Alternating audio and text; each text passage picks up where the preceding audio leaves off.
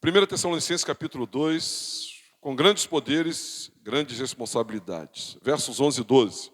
Vamos ler juntos? E sabeis ainda de que maneira, como pai a seus filhos, a cada um de vós, exortamos, consolamos e admoestamos, para viverdes por modo digno de Deus, que vos chama para o seu reino e glória. Aleluia. Senhor Deus e Pai, fala conosco, abençoa-nos, nós pedimos, abençoa cada mãe, cada pai, cada um que um dia será, cada um que tem um pai, cada um que teve um pai, todos nós que temos a Ti como Pai espiritual, e todos nós que precisamos gerar filhos na fé. Que o Senhor fale ao nosso coração, no nome de Jesus. A igreja diga amém. Podem sentar.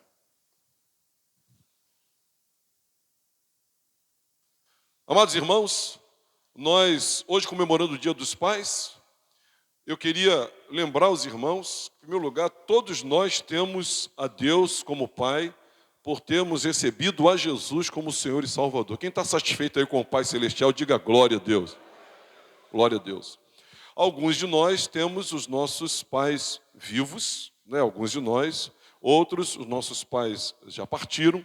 Alguns de nós não conhecemos o nosso pai, né, biológico, mas todos nós, de alguma forma, nós tivemos alguém que, por algum momento, ou em alguma circunstância, fez um papel de pai espiritual na nossa vida.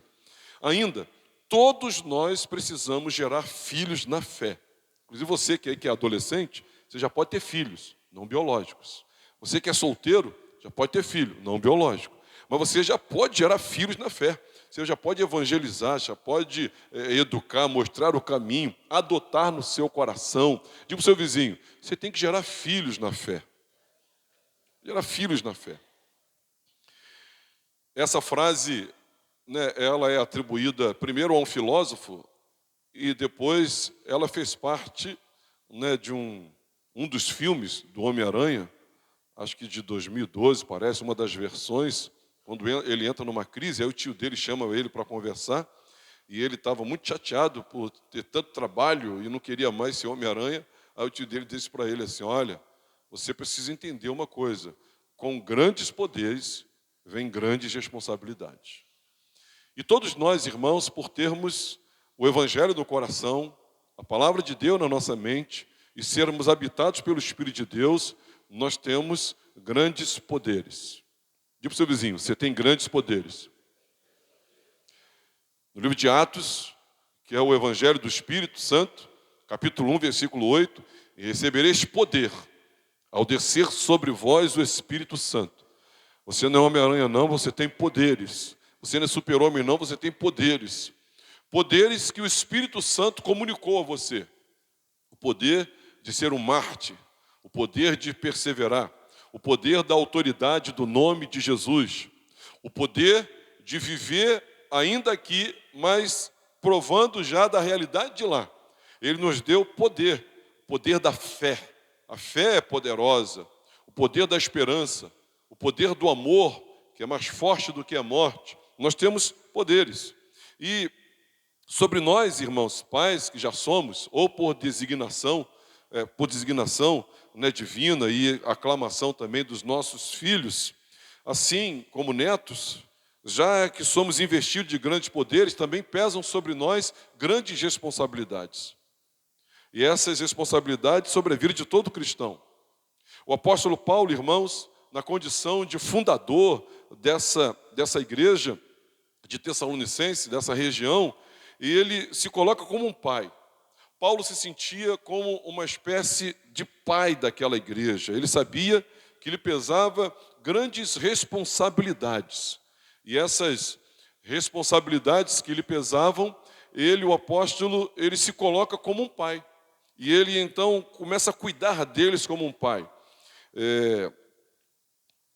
Capítulo 12 de Lucas, não dizendo especificamente, né, quem tem muitos poderes, né, muita responsabilidade, mas trazendo aí essa similaridade, está dizendo assim, a quem muito foi dado, muito será exigido. E a quem muito foi confiado, muito mais será pedido. Eu quero lembrar aos irmãos que muito nos foi dado. Você não recebeu pouca coisa, não. Muito nos foi dado, muito nos foi confiado. Ele nos confiou o ministério da reconciliação. É o ministério de anunciar o Evangelho, que reconcilia o homem com Deus. A nós foi confiado esse ministério da reconciliação. Você convive, e eu também, com pessoas que não estão reconciliadas com Deus, que são inimigas de Deus, que são filhos da desobediência. E Ele confiou a você o ministério da reconciliação. Ele confiou a você o anúncio do Evangelho. Nós temos, irmãos, a solução, nós sabemos o remédio, nós sabemos o caminho, nós sabemos qual é a solução da humanidade. E Ele confiou isso a você. Nós não podemos andar por aí de qualquer maneira como se fôssemos apenas mais um. Não, Ele nos confiou. Ele nos confiou o ministério da reconciliação, Ele nos confiou o evangelho da sua salvação. E tendo Ele nos confiado, nós precisamos entender que nós somos devedores, a gregos e a bárbaros. Nós somos devedores de anunciar esse evangelho. Ou seja, muito nos foi dado, muito nos será exigido. Grandes poderes, grandes responsabilidades. E aqui Paulo, como fundador, ele se sente como um pai. E nós precisamos agir dessa forma também. Esse pequeno texto, de 2 versos, que eu quero compartilhar com os irmãos, duas perguntas que buscamos responder hoje aqui. A primeira, que grande responsabilidade Paulo nos apresenta? A grande responsabilidade, qual é? Segundo, como nós devemos proceder para cumpri-la? Como? Então a gente vai ver quais são as atitudes que Paulo requer de um pai, de uma mãe, de um cristão. O que ele requer de nós nessa mutualidade, nessa reciprocidade? O que ele requer de nós? Lembrando-nos de ser hoje o Dia dos Pais, eu estou pregando para toda a igreja. Os pais podem pegar carona nesse contexto, mas eu estou pregando para você que é jovem, para você que é filho ainda, para você que não tem filho, para você que não esteve, para você que não é pai, é mãe, ou nem pai nem mãe. Eu estou colocando essa verdade do Evangelho para mim e para você, como sacerdote que nós somos no Senhor. Paulo vai dizer assim: e sabeis ainda de que maneira, como pai a seus filhos, a cada um de vós. Paulo, irmãos, ele cuida cada um deles, especificamente cada um deles. Ele tem um cuidado individualizado, cada um. Cada filho é um filho diferente, cada um tem uma abordagem diferente. Paulo, ele diz: olha, vocês sabem muito bem que a maneira que eu lidei com vocês, Paulo lidou com eles como pai a seus filhos. E individualmente ele fez isso. E nós precisamos ter esse olhar paternal, de uns para com os outros. Nós temos que ter esse cuidado, você que é pai, para com o seu filho. E se você que é pai biológico de alguém, você continua cuidando ainda, educando, e você continua influenciando ainda, então preste atenção aqui. Primeiro ele fala dessa grande responsabilidade, para que vocês vivam de maneira digna de Deus, que o chamou para o seu reino e glória. A primeira coisa que Paulo vem dizer aqui, irmãos, é que um pai por excelência, biblicamente falando, ele tem a incumbência, o chamamento, ele tem o propósito de vida, de fazer com que seu filho viva de maneira digna de Deus. Nós vemos uma sociedade consumista, capitalista, e hoje os pais tratam de aprontar seus filhos para o mercado de trabalho. Tratam de aprontar seus filhos para ter um lugar no status da sociedade, para ter um poder de aquisição, poder aquisitivo X ou Y. Essa é a grande preocupação hoje de um pai e de uma mãe, pelo menos em tese. Mas Paulo ele não coloca isso como sendo prioridade, muito pelo contrário. Ele quer que o pai, e assim como ele foi pai, ele serve para nós de exemplo, não tendo sido pai biológico, mas pai espiritual da igreja tessalônica, de outras tantas, que ele quer aqui que esses filhos vivam de maneira digna de Deus. Seu filho está vivendo de maneira digna de Deus, trabalhe por isso. Essa é a sua grande responsabilidade. E o significado disso é de fazer qualquer coisa que tiver ao seu alcance para alcançar esse intento, a fim de que sejam maduros espiritualmente. Andem, se comportem e glorifiquem a Deus em tudo que eles fazem. Esse é o propósito de um pai, de uma mãe. E você que está querendo ajudar um amigo, e você que está querendo ajudar uma amiga a se aprumar, a se equilibrar na fé, a entender como caminhar? Bom, é que entendendo que nós temos a responsabilidade de ensiná-los, influenciá-los a viverem de um modo digno do Evangelho. Então, a grande responsabilidade dos pais é ensinar os filhos nos caminhos do Senhor Jesus Cristo. É fazer dos seus filhos discípulos do Senhor Jesus. Entendemos isso. Terceira carta de João vai falar sobre isso. O Senhor quer que eu e você sejamos os maiores influenciadores dos nossos filhos. Pode passar, meu irmão. Maiores influenciadores dos nossos filhos. Essa é a nossa grande responsabilidade. Ainda, irmãos, Paulo, ele quando diz, eu queria que você lesse aí na sua Bíblia de novo, vamos ler de novo aí o versículo 11. E sabeis ainda de que maneira como pai a seus filhos, a cada um de vós, exortamos, consolamos e admoestamos. Para quê? Vamos ler o para quê? Para viverdes por modo digno de Deus, que vos chama para o seu reino de glória. Então, olhe para mim, Paulo, irmãos, e você que é pai, anote aí um modelo, né, de educação, de formação que você tem que dar para o seu filho. Viver de modo, olha só, olha para mim, viver de modo digno, aqui, esse mundo do Evangelho, entendendo que Deus nos chamou para a sua glória. Então perceba que Paulo, ele ensinando seus filhos na fé da igreja, que é a igreja tessalônica, ele fala de como viver aqui de modo digno. E por que viver aqui de modo digno? Porque Deus nos chamou para a sua glória. Então ele fala dessa vida e da vindoura. Ele fala dessa vida terrena e da vida eterna.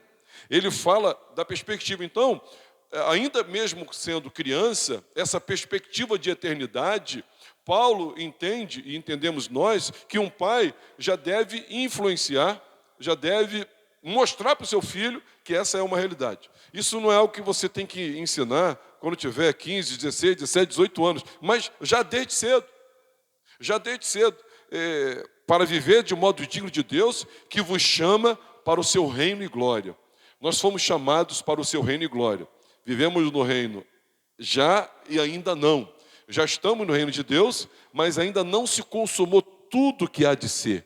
E nós estamos preparando nossos filhos que, vivendo de modo digno do Evangelho, todos esses desfrutem, entrem nesse reino e glória que o Senhor já preparou para nós e certamente lá um dia nós estaremos. Então, isso é fácil gravar.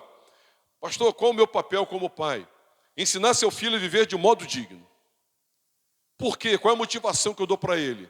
Porque Deus em Cristo Jesus o chamou, nos chamou, a todos nós chamou, para o seu reino e glória. Então, esse contexto da peregrinação, esse contexto de que esse mundo estamos de passagem, já em tenra idade, já é colocado para esses filhos na fé. Essa é a grande responsabilidade. Em segundo lugar, as atitudes responsáveis que um pai precisa ter, ele coloca aqui. Além de nos informar que responsabilidade é essa, Paulo, ele ensina para nós como é que nós devemos proceder aqui, e ele fala da atitude responsável. Meus irmãos, deixa eu vos dizer uma coisa, isso já é conclusão, né, de estudos, qualquer estudioso sério, né, qualquer sociólogo, antropólogo, né, e até os psicólogos também, os pastores já há muito tempo, já há consenso de que muito de ruim que nós estamos vivendo se dá pela fraqueza dos pais, se dá pela omissão, principalmente paterna. A omissão paterna é uma coisa assim, escandalosíssima, onde pais, eles mesmo vivos e presentes dentro de casa, são completamente ausentes.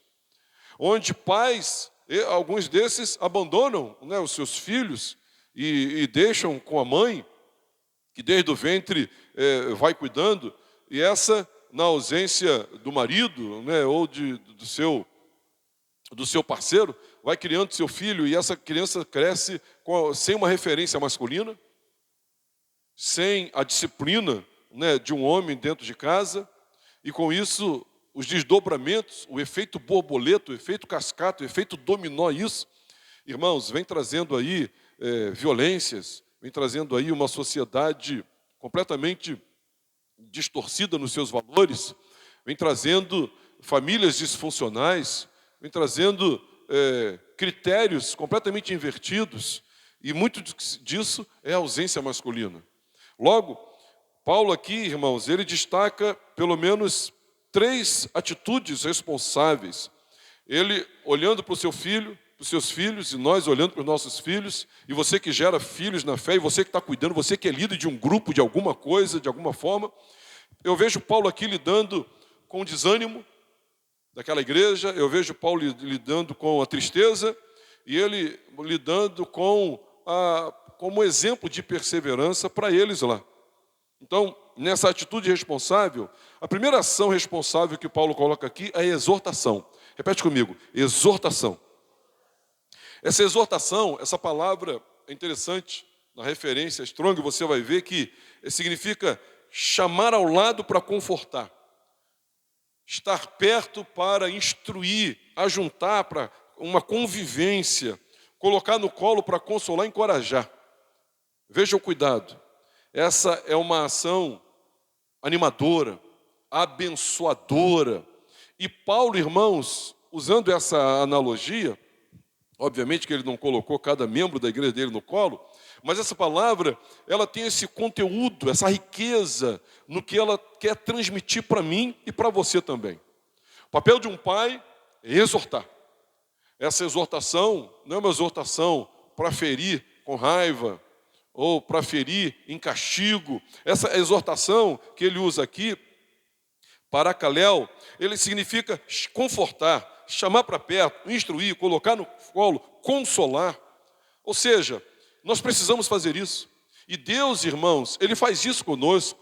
E Paulo fez isso com a igreja tessalônica. E nós que somos pais biológicos precisamos fazer isso. Incansavelmente não desistimos de fazer isso. Há pais que dizem, eu já desisti do meu filho. Não desista. Nós precisamos continuar exortando. É uma ação responsável.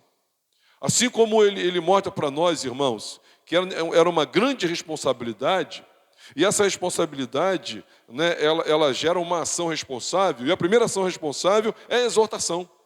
Não pare de exortar. Não cesse de exortar. Continue exortando.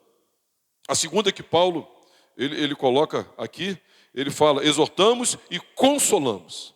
Consolamos. Ou seja, trazer alívio para o sofrimento, arrancar da angústia, tirar a angústia do coração. É uma espécie de apoio emocional. É uma maneira de abordagem construtiva, não destrutiva. É uma maneira de aliviar, não trazer mais peso ainda. E Paulo, ele está dizendo que um pai, ele precisa ter uma atitude responsável. E nessa atitude existe essa abordagem exortativa e existe essa abordagem, meus irmãos, que é consoladora. Essa abordagem responsável não pode faltar. Se você é pai, não pode faltar exortação. Se você é pai, não pode faltar consolação. Sabendo que a exortação não é uma lição de moral que você está dando. A exortação é chamar para perto, instruir, conviver, colocar no colo. E ainda, essa abordagem consoladora. Agora, ele termina dizendo, exortamos, você pode ler o versículo 12? Exortamos, número 1. Número 2, consolamos. Número 3, admoestamos. Olha, eu li em algumas versões esse texto e eu gostei mais da NVI. Essa versão que está aqui é a revista atualizada. Mas na NVI, se você tem uma Bíblia NVI, está dizendo, e ele diz assim, exortamos, consolamos e testemunhamos. E testemunhamos. Isso aí também é uma palavra que vem do grego. O Novo Testamento foi escrito em grego. Paulo escreveu suas cartas em grego, né? Tem a ver com Marte. Significa autenticar com a própria vida. Ser um exemplo. Na revista atualizada, ele diz admoestar. Na NVI, ele vai dizer testemunhar. E aqui, irmãos, ele está dizendo que nós precisamos admoestar do tipo assim, olha, vem comigo, olha como eu fiz, siga o meu exemplo. Porque, irmãos, a gente não pode só dizer, né, faça o que eu faço, o que eu falo, né? Mas tem que dizer, faça o que eu faço. A sua voz, né, as suas palavras falam, mas o seu exemplo grita. O seu exemplo fala muito mais alto. Na verdade, o seu filho não consegue nem ouvir a sua voz se o seu exemplo não estiver de acordo com o que você está falando. Ele não consegue ouvir. Já falei tanto para o meu filho, para ele perdoar. Seu filho não ouve isso, porque ele sabe que você não perdoa. Então, você está gritando para ele não perdoar, e você está falando baixinho para ele: perdoa, perdoa. É o que você falando, a vida toda falando baixinho. Você está gritando para ele não perdoar, porque as suas atitudes falam mais alto, as suas, as minhas, as nossas atitudes, elas gritam. Quem está entendendo, diga amém. Meus irmãos, com grandes poderes, grande responsabilidade. A quem muito é dado, muito é cobrado. O único mandamento com promessa tem a ver com honrar pai e mãe. Honra teu pai e tua mãe. E a promessa é, irmãos, que ele prolongará os nossos dias sobre a face da terra e tudo nos irá bem. Então, um pai, uma mãe, seja biológico, seja espiritual, é digno de honra. Repete comigo: um pai ou mãe, biológico ou espiritual, é digno de honra. Isso é mandamento, Êxodo capítulo 20. Isso é o decálogo. É digno de honra. Lhe é dado honra. A quem muito é dado, muito é cobrado. Então, com grandes poderes, grandes responsabilidades. E nós recebemos aí dos nossos filhos esse poder da honra, de Deus, essa capacitação, esse chamado de Deus, e vieram grandes responsabilidades. E essa, a que se destaca aqui, em 1 Tessalonicenses, no capítulo 2, versos 11 e 12, tem a ver, irmãos, com nós fazemos com que nossos filhos vivam de modo digno, que agrade a Deus. Você tem uma responsabilidade com Deus. Deus lhe deu o seu filho como herança, e você tem uma responsabilidade de exortar, de consolar, de testemunhar ou admoestar, como diz na Revista Atualizada, ou testemunhar, como diz na NVI, para que ele viva de modo digno. Então você tem que viver de modo digno, para ser um exemplo para o seu filho, para que ele viva de modo digno nesse mundo. Porque, irmãos, o fato de nós termos sido salvos pela graça, mediante a fé, o fato de nós termos uma salvação gratuita, não nos dá o direito de vivermos de qualquer maneira aqui nesse mundo. Pelo contrário. Nós temos que viver de modo digno. Veja que Deus já nos salvou, a nossa salvação já está garantida pela obra exclusivamente. Nenhuma participação nossa, mas pela obra que Ele realizou na cruz do Calvário. A resposta que a gente deu foi fé e arrependimento de pecados. Mas Ele já fez uma obra, Ele já nos salvou gratuitamente. Pela graça sois salvos. Diga graças a Deus. Ele já nos salvou. Agora, depois de salvos, nós temos que viver de modo digno. Não para que sejamos salvos, mas porque nós fomos salvos. Quando, lá no Êxodo capítulo 20, o versículo 1 começa assim: eu sou o Senhor teu Deus que te tirei da terra do Egito. Primeiro mandamento: não terás outros deuses diante de mim. Ou seja, ele primeiro libertou. Ninguém tem que viver de um modo digno para ser salvo ou para ser liberto. Não. Foi pura graça. Ele libertou o povo de Israel do Egito. Depois de libertos, depois de ter atravessado o Mar Vermelho, depois de estarem do lado de cá, Deus então entrega os mandamentos. Digo, agora vivam de modo digno nessa caminhada. E aqueles que não viveram de modo digno, morreram no deserto. E os poucos que viveram de modo digno, entraram na terra prometida. Então, meus irmãos, eu quero dizer que se você ama o seu filho, e se você quer encontrar com o seu filho biológico ou seu filho espiritual, se você quer encontrar ele no céu, você precisa dizer para ele: filho, eu vou trabalhar, e meu maior trabalho não é trazer dinheiro para dentro de casa, nem colocar feijão e arroz. Isso é fundamental, mas é essencial que eu trabalhe para que você viva de modo digno. Viva de modo digno. Se você tem um ministério, antes de ter uma ocupação na igreja, antes de ter um ministério aqui, você já tem um ministério na sua casa, no seu lar, que é trabalhar para que o seu filho viva de modo digno do Evangelho. Por quê, pastor? Porque Deus nos chamou para o seu reino e glória. Então, irmãos, resumindo, em primeiro lugar, atraindo cada um dos filhos a nós. não espalhamos, mas nós aglutinamos. Paulo trouxe para perto. Paulo chamou para exortação, para consolação, para testemunho, para demonstração. Ele chamou para perto. Abordando de forma a consolar, encorajar, uma forma construtiva e edificadora. Paulo, irmãos, ele autenticando tudo com uma vida santa, justa e irrepreensível diante deles. Paulo autenticava tudo com o seu próprio testemunho, dizendo: o que eu estou pedindo para você fazer é o que eu estou fazendo. Timóteo sofre, quando ele fala a Timóteo na segunda carta, ele diz: Timóteo, sofre comigo, eu estou sofrendo, vem sofrer também. Eu estou encarando, encara também.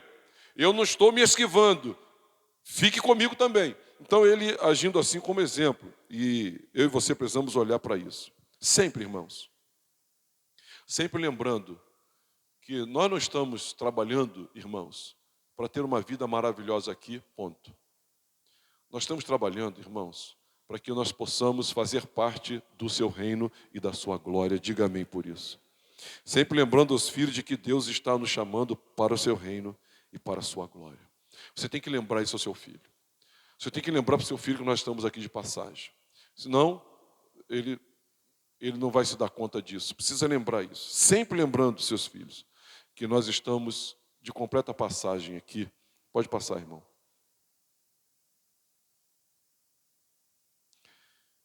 Agora, irmãos, eu queria ler um texto aqui, de 1 Pedro. Abra sua Bíblia aí, 1 Pedro. 1 Pedro, capítulo 4, versículo 11, diz assim: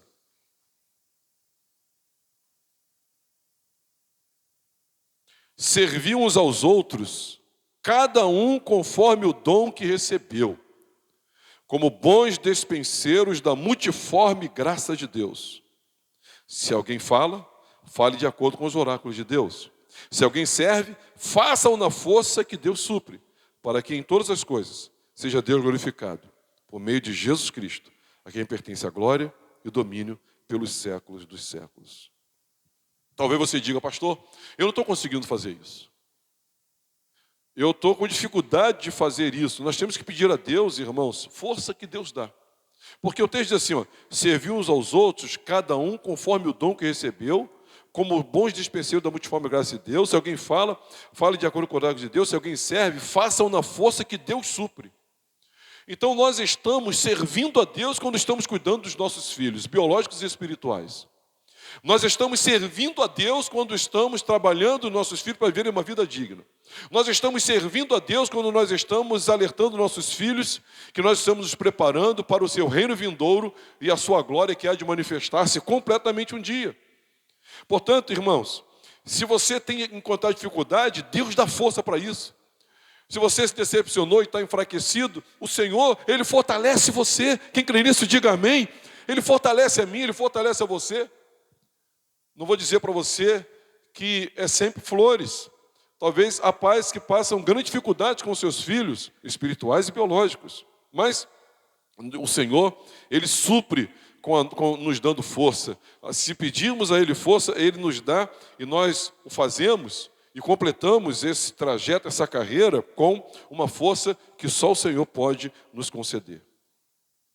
Portanto, irmãos, antes de orar pelos pais, eu quero também fazer 2 orações. Eu quero orar pelos pais biológicos, para que sejam pais fortes, para que sejam pais, porque com grandes pais, grandes responsabilidades. Se você é um grande pai, e nós precisamos ser pais na proporção, na dimensão que o Espírito Santo nos nutre e habita em nós, grande responsabilidade. Se você quer ser um grande pai, na ótica de Deus, na perspectiva de Deus, porque, preste atenção numa coisa, olha o que fez o apóstolo Paulo.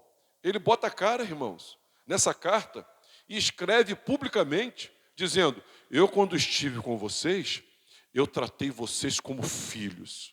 Eu fui um bom pai para vocês. Por que, Paulo? Olha, eu fui um bom pai para vocês porque eu exortei vocês. Porque eu consolei vocês. Porque eu admoestei e testemunhei para vocês com a minha própria vida. E eu fiz isso tudo para que vocês vivam de modo digno. Entendendo, eu e vocês, que viver de modo digno, porque o Senhor nos chamou para o seu reino e para a sua glória. Eu fui um bom pai. Agora, será que todos nós, que somos pais, podemos dizer isso? Paulo, ele diz, eu fui um grande pai para vocês. E eu assumi as minhas grandes responsabilidades. Eu quero dizer para os homens, pais biológicos, que nós temos grandes responsabilidades. Não são pequenas. Não se distraia com as contas. Não se distraia com o cartão de crédito. Não se distraia com que escola teu filho está estudando. Não se distraia porque ele já alcançou X ou Y idade. Não se distraia. Satanás quer distrair você. Satanás quer tirar você do foco. Não deixe isso acontecer. Seja um grande pai. Seja uma grande mãe. Seja um grande pai e mãe espiritual de alguém. Gere filhos. Gere filhos na fé, em nome de Jesus. E que um dia, se não você, para que não seja ausência de modéstia, mas que alguém possa dizer de você, fulano foi um grande pai espiritual para mim. Meu pai biológico foi um grande pai para mim. Minha mãe biológica foi uma grande mãe para mim. Olha, aquela irmã foi uma grande mãe espiritual para mim. Aquele irmão foi um grande pai espiritual para mim, porque ele me exortou, porque ele me consolou, porque ele testemunhou, me admoestou, porque ele me chamou para viver uma vida digna aqui e me falou a razão disso, porque eu sou mais um chamado para o reino de Deus e para viver a glória de Deus na eternidade. Quem está entendendo, diga amém. Esse é o nosso chamado, meus irmãos. Nosso chamado. Eu queria terminar.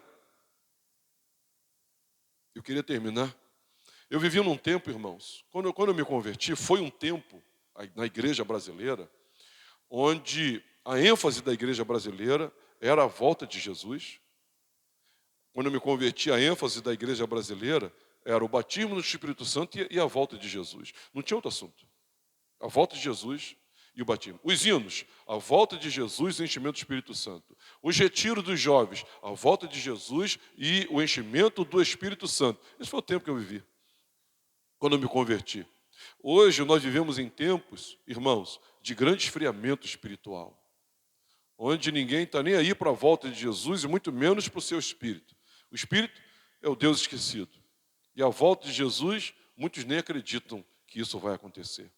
Mas existe algo também que está acontecendo que eu quero orar hoje aqui. É que as pessoas hoje não têm mais amor pelas almas, sede por almas espirituais. E a minha pergunta é a seguinte: você já é pai ou mãe espiritual de alguém? Você já ganhou alguma alma para Jesus? Você já adotou alguém? Olha, se você tem 13, 14 anos, já pode fazer isso. Já dá para estar fazendo isso. Você tem 15 anos, já dá para fazer isso. 30 anos, isso já era para estar tendo muitos filhos espirituais. Você tem filhos espirituais? Você tem gerado filho, você tem ido de encontro, você tem evangelizado, você tem adotado pessoas.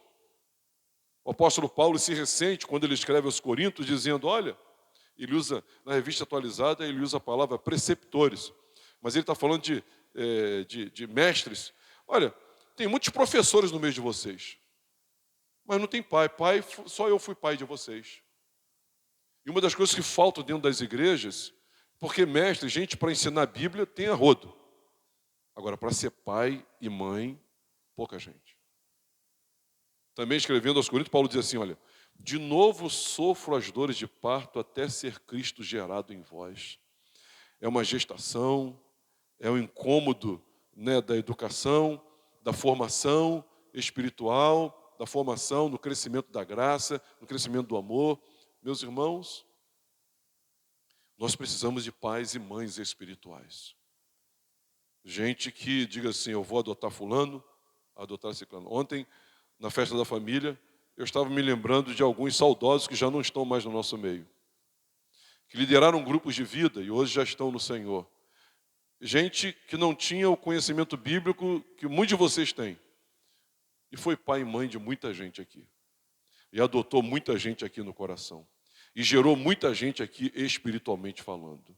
Meus irmãos, que Deus nos cure de qualquer esterilidade espiritual.